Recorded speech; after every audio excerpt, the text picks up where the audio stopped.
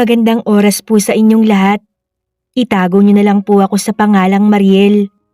Nakatira po ako sa Angeles City, Pampanga. Hindi po madali para sa akin ang magsalita at magbahagi ng kwentong ito. Matagal ko tong ikinimkim, pilit itinago, at paulit-ulit na inililihim kahit sa sarili ko. Isa itong karanasan na hanggang ngayon ay daladala ko pa rin. Isang pagkakamali na hindi ko na maitatama at isang desisyong araw-araw kong pinagsisisihan. Alam kong maaaring mainis kayo sa akin, maaaring husgahan niyo ko, maaaring may mga magsabing hindi ko na sana pinili ang landas na tinahak ko. At maiintindihan ko po yun, dahil kung ako man ang makakarinig ng kwento ko, marahil ay ganoon din ang mararamdaman ko. Ngunit sa kabila ng lahat, pinili kong magsalita.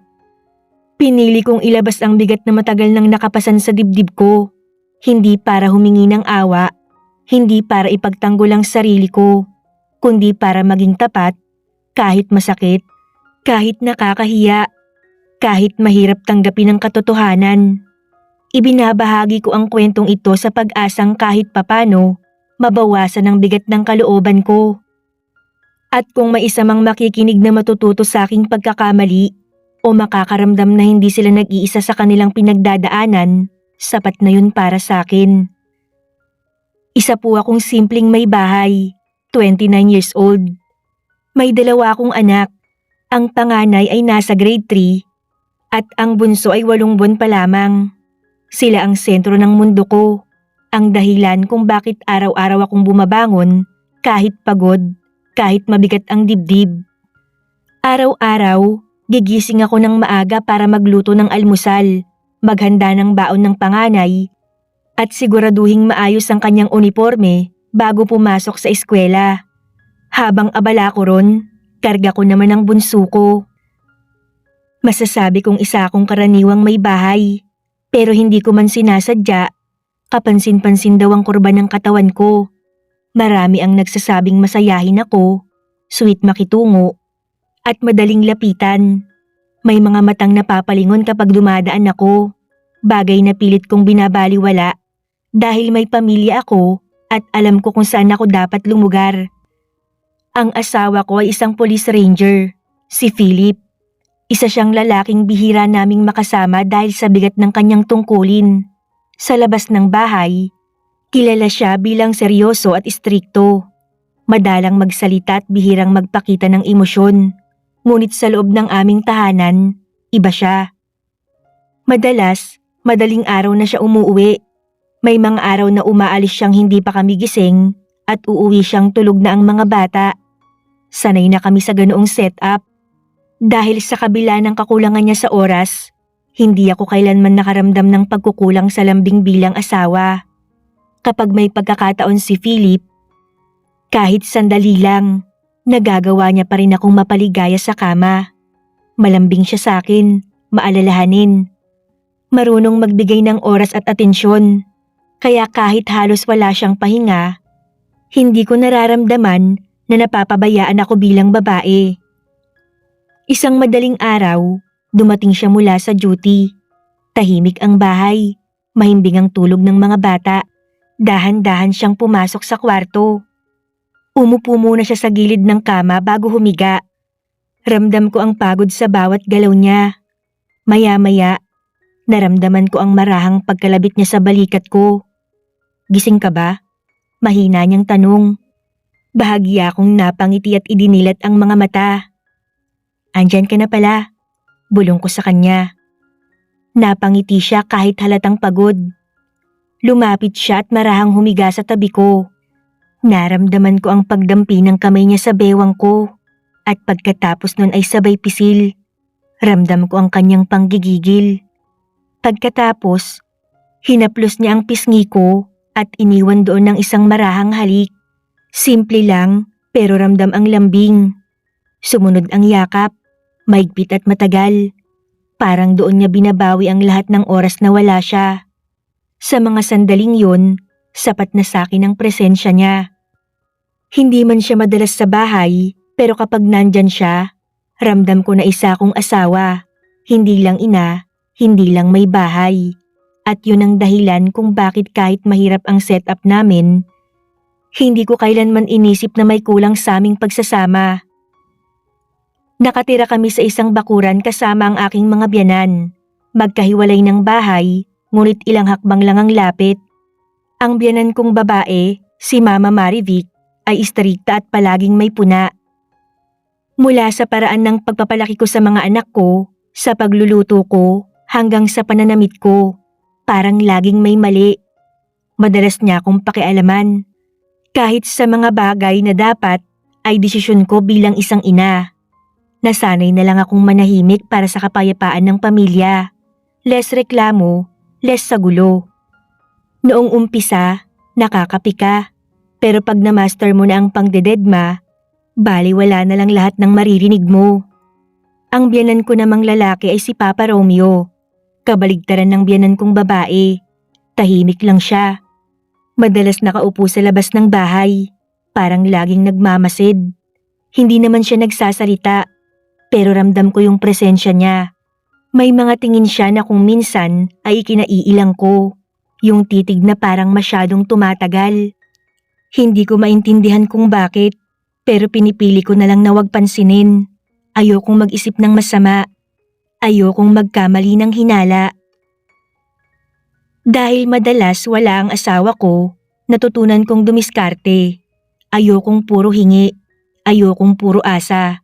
Gusto kong kahit papano, may sarili akong ambag sa bahay. Kaya sinubukan kong magtinda ng alahas online.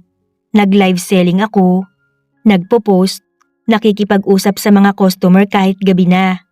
Nag-handle din ako ng paluwagan. Sa umpisa, sobra akong kabado. Takot sa bawat bayad, sa bawat padala, sa bawat transaksyon. Pero habang tumatagal, natutunan ko rin ang galawan. Natuto akong makisama, magtiwala, at mag-ingat. Unti-unting gumanda ang takbo ng negosyo ko. Nakakapagtabi na ako mula sa binibigay ng asawa ko at pati na rin sa sarili kong kita. Nakakabili na ako ng mga gamit sa bahay na dati ay kailangan pang ipagpaliban. Hindi naman ako maluho, pero kahit papano, nakakabili na rin ako ng alahas na matagal ko nang gusto. Isa pa, investment din naman yun. Masasabi kong gumaan ng buhay namin. May mga gabing habang nagla-live selling ako, nasa tabi ko ang panganay ko. Minsan nagkukwento ng mga nangyayari sa school. Minsan tumatawa habang nanonood sa akin. Samantalang ang bunso ko naman, mahimbing ang tulog sa tabi ko, payapang payapa. Sa mga sandaling yun, pakiramdam ko buo kami. Ngunit kasabay ng pag-ayos ng takbo ng buhay namin, doon din unti-unting pumasok ang tukso. Isang gabi, habang tulog na ang mga bata at wala ang asawa ko, nakahiga lang ako at nag-i-scroll sa phone. Wala akong maisip. Hanggang sa may napanood akong isang video. Tuwang-tuwa yung babae dahil nanalo siya. Easy money daw. Sa puhunan niyang 500, naging 10,000. Na-curious ako, kaya pinanood ko ulit. Hanggang sa naisip ko, susubukan ko lang, pampalipas oras, pampatanggal lang ng stress. Nag-top up ako ng 500 at sa loob lang ng ilang minuto, nanalo ako. Hindi kalakihan ng halaga pero sapat para magbigay ng kakaibang saya sa akin. Kaya naman kinabukasan, sinubukan ko ulit. May panalo, may talo. Hanggang sa hindi ko namalayan na hindi na pala ako naglalaro para maglibang lang, kundi para bawiin ang mga natalo sa akin. Dumating sa punto na kahit may ginagawa ako, sugal lang nasa isip ko. 11:30, dumating ang panganay ko galing school. Nasa harap ko siya, nagsasalita, may kinukwento. Pero kalahati lang talaga ang atensyon ko na nasa kanya. Nakatutok pa rin ang mata ko sa phone. "Mama, anong ulam?" Tanong niya sa akin. "Sandali lang anak, maaga pa naman." Sagot ko kahit alam kong gutom na siya. Lumipas ang ilang sandali, hindi ko namalayan kung anong oras na. Maya-maya ay dumating si Mama Marivic, nakakunot ang noo. "Wala ka bang nilutong pagkain ng bata?" Nakakunot noong tanong niya sa akin. "Pumunta sa akin ng anak mo, Nagtatanong ng makakain. Papasok na raw siya. Nataranta ako. Pagtingin ko sa oras, 15 minuto na lang bago mag-alauna. Natataranta akong itinago ang phone ko. Hindi pa po ako nakakapagluto, Mama. Busy lang, marami kasi akong kausap. Palusot ko. Napailing siya. Kahit na, unahin mo ang anak mo, hindi yung kung ano-ano. Sermon niya habang papalayo at kasama ang anak ko. Tuloy-tuloy pa rin ang pagsasalita niya. Napakagatlabi na lang ako. Halo-halong hiya at inis ang nararamdaman ko. At hindi pa doon nagtapos. May mga pagkakataong umiiyak na ang bunso ko. Gutom na at kailangan ng dumede. Naririnig ko ang iyak niya, pero sinasabi ko sa sarili ko, sandali na lang, isang round pa, isang try pa. Hanggang sa mas lumakas ang iyak niya. Biglang pumasok ulit si Mama Marivic. Galit ang boses, halatang naiinis. Bakit ba hinahayaang mong umiyak ang bata? Hindi mo ba pinapadede? Ano bang ginagawa mo? Napatayo agad ako. Hindi ko alam ang isasagot. Ramdam ko ang pamumula ng muka ko at ang panginginig ng kamay ko. Muli, sinabi ko na lang na may inaasikaso ako, na may kausap sa negosyo. Pero sa loob-loob ko, alam kong hindi na negosyo ang problema ko. Habang mahimbing na natutulog ang mga anak ko sa gabi, ako naman ay gising. Nakatutok sa screen, mabilis ang tibok ng dibdib, nanginginig ang kamay sa bawat pindot. Kapag uuwi ang asawa ko galing duty at makikita akong puyat, sasabihin ko na lang na naparami ang orders. Hindi niya alam na habang nagsusumikap kaming buuin ang pamilya, unti-unti ko na palang pinapabayaan ang mga anak ko at dahan-dahan kong binubutas ang pundasyon ng buhay namin. Sa una, maliit lang ang talo. Mga halagang kaya ko pang bawiin gamit ang kita ko sa alahas at paluwagan. Sinasabi ko sa sarili ko na isang panalo lang, mababawi ko din lahat. Ngunit habang tumatagal, mas madalas na ang talo kaysa panalo. Mas malaki na ang halaga, mas mahirap nang huminto. Nagsimula na akong manghiram. Una sa sarili kong ipon, sunod sa pondo ng paluwagan. Doon na ako kinabahan, pero pinili ko pa ring ituloy. Babawiin ko rin naman, bulong ko sa sarili ko. Pero hindi nangyari ang pagbawi. Dumating ang gabing hindi na ako makatulog. Kapag maririnig ko ang hilik ng mga anak ko, mas lalo akong nasasakal sa konsensya. May mga pagkakataong maghahanda ako ng baon nila sa umaga habang nanginginig ang mga kamay ko. Dahil alam ko na ang perang ginastos ko kagabi ay para sana sa kanila. Sa asawa ko, puro kasinungalingan na ang lumalabas sa bibig ko. Hindi niya alam na bawat ngiti ko ay pilit at bawat katahimikan ko ay may tinatagong takot. Hanggang isang hapon, doon ako nadiskubre ng biyanan kong lalaki. Tulad ng nakasanayan, nakaupo siya sa labas ng bahay. Hindi ko na malayang matagal na pala niya akong pinagmamasdan. Isang araw, direkta niya akong tinanong, "Mariel, may problema ka ba?" "Aba, magsabi ka lang, baka matulungan kita." Noong una, gusto kong tumanggi. Gusto kong magsinungaling ulit. Pero parang doon na rin ako napagod. Bumigay ang luha ko. Wala na akong nagawa kundi aminin ng lahat. Ang sugal, ang pagkatalo, ang utang na hindi ko na alam kung paano babayaran. Tahimik lang siyang nakinig. Tinignan niya lang ako, parang iniintindi ang sitwasyon ko. "Magkano ba ang kailangan mo?" Tanong niya sa akin. Nabigla ako. Nanginginig ang boses ko nang sabihin ko ang halaga. Inaasahan kong magtatanong siya kung bakit ganun kalaki. O kaya, sasabihin niyang hindi kaya. Pero wala, hindi na siya nagtanong pa. Para bang normal lang sa kanya ang halagang sinabi ko, na parang barya lang. Dati siyang OFW, at may sarili siyang negosyo ngayon. Alam kong may pera siya, kaya siguro parang wala lang sa kanya ang halagang binanggit ko. "Huwag kang mag-alala, aayusin natin. Tutulungan kita, Mariel." Wika niya sa akin. Sa una ay tumanggi pa ako. Siyempre dala ng hiya. Pero dala ng pangangailangan, pinili ko ring tanggapin ang tulong ni Papa Romeo. Tinanggap ko ang tulong niya. Isang beses, tapos nadagdagan pa, hanggang sa naging madalas na. Sa tuwing matatalo ako, lalapit ako sa kanya. Sa tuwing mangangako akong huling beses na, pinaniniwalaan niya. At sa tuwing sasabihin kong babawi ako, tutulungan niya ulit ako. Hanggang sa hindi ko na malayang hindi na lang ako lulong sa sugal, kundi lubog na rin ako sa utang sa biyanan ko.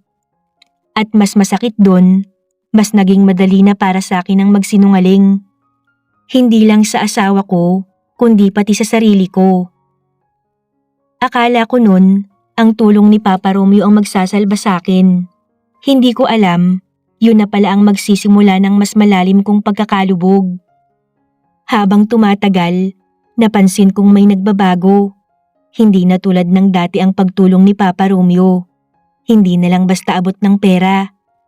Hindi na lang tahimik na usapan sa labas ng bahay. Mas madalas niya na akong tawagin kapag kami lang ang nandoon. Kapag nasa duty ang asawa ko, kapag tulog ang mga bata, kapag wala si Mama Marivic at tahimik ang buong bakuran. Minsan, papasok siya sa bahay at magugulat na lang ako sa mga pasimpleng hawak niya sa braso ko. O di kaya naman ay ang pagtawag niya sa akin habang nakatalikod ako. Nasa likod ko siya at nakahawak sa magkabilang balikat ko. "Kumusta ka? Tara mag-usap muna tayo," sabi niya minsan. Napalingon ako at doon ako natigilan. Katatapos ko lang maligo, nakatapis lang ako ng tuwalya. Basa pa ang buhok ko at ramdam ko pa ang lamig sa balat ko. Bigla akong nataranta. Hindi ko inaasahan na darating siya sa oras na yon. Gusto kong umatras, gusto kong magtago, pero hindi ko ginawa.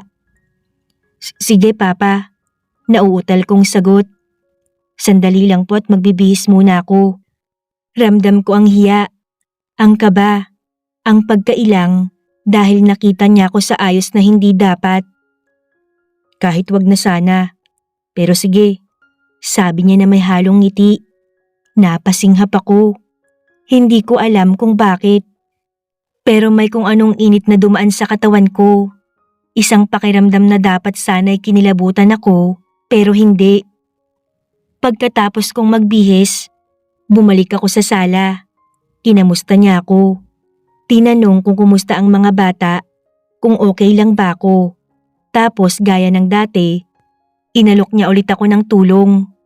Hindi pa ako nakakasagot nang biglang umiyak ang bunso ko. "Sandali lang po Papa, gutom ang anak ko," sabi ko agad. Kinuha ko ang bata at naiilang ako dahil ramdam kong nakatingin siya sa akin. Gusto kong umiwas ng tingin, pero wala na akong magawa. Kailangan ko munang padedehin ang anak ko. Habang ginagawa ko yun, ramdam ko pa rin ang mga mata niya sa akin. Hindi ko siya tinitingnan, pero alam kong nandun siya, tahimik at nakamasid. Kitang-kita ko sa gilid ng mata ko ang paglunok niya, ang bahagyang paggalaw ng panga niya. Mas lalo akong kinabahan. "Magkano ba ang kailangan mo, Mariel?" Tanong ni Papa Romeo nang tumigil sa pag-iyak ang anak ko. Sagalit akong hindi nakapagsalita. Nag-isip kong tatanggapin muli ang tulong niya. Pero alam kong kailangan ko. Alam kong wala akong ibang malalapitan, kaya hindi na ako nag-atubiling magsabi. "Sige, hintayin mo ko mamaya." Kinilabutan ako sa sagot ni Papa Romeo. May lamig sa boses niya na hindi ko maipaliwanag, pero sa kabila nun, tumango pa rin ako. Hindi dahil gusto ko, kundi dahil pakiramdam ko, wala akong ibang mapagpipilian. Kinagabihan, tulog na ang mga bata. Tahimik ang buong bahay. Napansin ko ring patay na ang ilaw sa kabilang bahay. Sinubukan kong magpakaabala. Nagligpit, naupo, tumayo, pero hindi mapakali ang dibdib ko. Parang hinihintay ko ang isang bagay na kinatatakutan ko rin. Maya-maya, may narinig akong mahihinang katok. Nanlambot ang tuhod ko. Hindi ko alam kung ano ang gagawin. Alam kong sa sandaling buksan ko ang pinto, wala nang atrasan. Pero hindi rin tumigil ang katok. Paulit-ulit, mahina pero madiin. Hanggang sa namalayan ko na lang na binuksan ko na ang pinto. Pagpasok ni Papa Romeo, pinaupo ko siya sa sofa.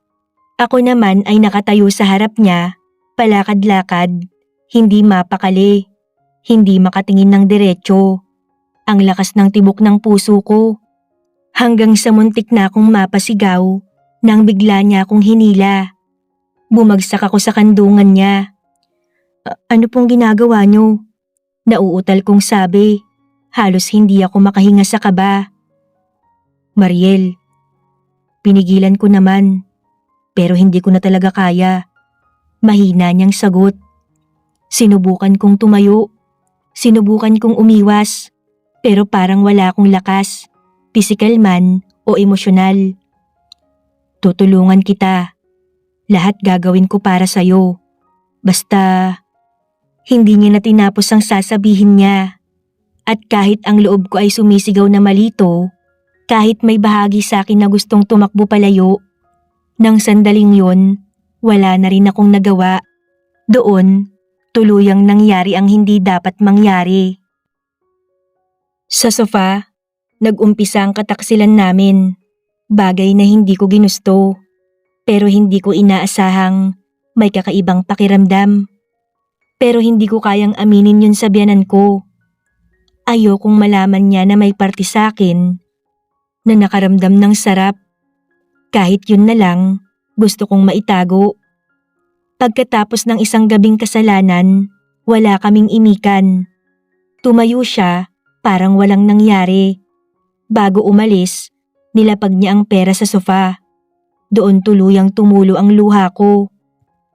Nakatitig ako sa perang iniwan niya. Paulit-ulit kong tinanong ang sarili ko kung paano ako napunta sa ganitong sitwasyon. Kung bakit ako nawalan ng kontrol. Kung bakit ko hinayaang mangyari yun. Pero sa huli, dinampot ko pa rin ang pera. Tumayo ako, kumilos na parang walang nangyari. Kahit sa loob-loob ko, binabagabag ako ng konsensya. Pakiramdam ko, mas malala pa ako sa bayarang babae. At least sila, alam nila ang ginagawa nila. Walang asawang niloloko. Pagkatapos nun, sinubukan kong iwasan si Papa Romeo. Kapag nakikita ko siya, umiiwas ako ng tingin. Kapag nararamdaman kong gusto pa niya, pinipilit kong lumayo. Pero wala rin akong nagawa sa huli. Dahil kailangan ko siya. Kailangan ko ang tulong niya. Hanggang sa naging routine na lang ang lahat. Parang normal na lang. At sa bandang huli, nasanay na rin ako. Hindi dahil tama, kundi dahil wala na akong lakas para lumaban. Araw-araw akong nilalamon ng konsensya. Sa tuwing may nangyayari sa amin, sinasabi ko sa sarili ko na yun na ang huli, na hindi na mauulit. Natitigil na ako. Pero sa tuwing darating ang sandali, kapag may problema ako, kapag pakiramdam ko'y wala na akong matakbuhan, paulit-ulit akong bumibigay. Hanggang sa dumating ang araw na hindi ko na kayang itago ang lahat. Nadiskubre ng asawa ko ang pagkabaon ko sa sugal, ang mga utang, ang mga perang hindi niya alam kung saan napunta. Wala na akong maipaliwanag, hindi na ako makapagsinungaling. Umiyak ako sa harap niya at inamin ko ang lahat tungkol sa sugal at utang. Lahat, maliban sa isang lihim na hindi ko kayang banggitin. Nagalit ng husto ang asawa ko. Alam kong nasaktan ko siya ng sobra. May mga gabing hiwalay kaming natutulog. May mga araw na hindi kami nag-uusap. Ramdam ng mga anak ko ang bigat sa bahay. Doon ko tunay na nakita kung hanggang saan ako dinala ng mga maling desisyon ko.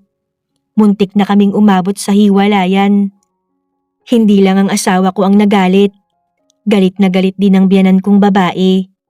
Puro parinig, puro salita na alam kong para sa akin. Hindi niya ako kinakausap ng direkta. Pero ramdam ko ang bigat ng tingin at bawat pasaring niya. Alam kong sa kanya rin nagsimulang kumalat ang kwento. Paunti-unti, pabulong, hanggang maramdaman kong parang may matang nakatutok sa akin kahit saan ako magpunta. Pero pinili ko na lang manahimik. Alam kong may kasalanan ako at alam kong kahit magsalita pa ako, wala na akong maitatama. Si Papa Romeo naman, tahimik lang siya. Kunwari walang alam. Pero ang totoo, kakaiba ang tinging binibigay niya. Parang babala. At doon ako mas natakot. Sa kabila ng lahat, binigyan pa rin ako ng asawa ko ng pagkakataon. Hindi naging madali ang lahat. Maraming luha at maraming sakit. Maraming beses na gusto ko nalang sumuko. Pero hindi niya ako iniwan. Pinili niyang tulungan ako. Hindi sa pangungunsinte, kundi sa pagtulak sa akin na magbago. Doon ko napagtanto ang isang bagay. Ito pala ang tulong na kailangan ko. Walang iba kundi ang asawa ko. Dahil sa kanya, unti-unti akong nakaahon sa pagkakalubog ko. Natigil ang sugal at unti-unting nabayaran ang mga utang. Mahirap, masakit, maraming tukso, pero kinakaya ko. Dahil may totoong tumutulong sa akin.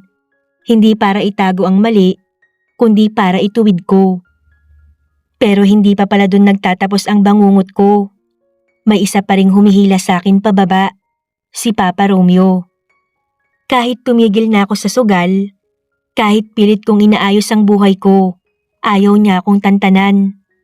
Gusto ko mang huminto, gusto ko mang kumawala sa kanya, pero wala akong magawa kundi ang sumunod.